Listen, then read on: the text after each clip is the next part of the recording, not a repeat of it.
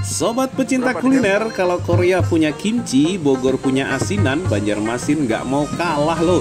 Ada Jaruk Tigaron yang kata orang Banjar rasanya lebih enak dari kimchi Korea dan asinan Bogor. Sombong amat. Jaruk Tigaron berasal dari bunga tigaron yang bahasa latinnya adalah Crataipa adansoni. Daun dan bunga dari pohon tigaronlah yang dijadikan sayur yang difermentasi. Cita rasa kuliner ini asam kadang pahit tapi menyegarkan.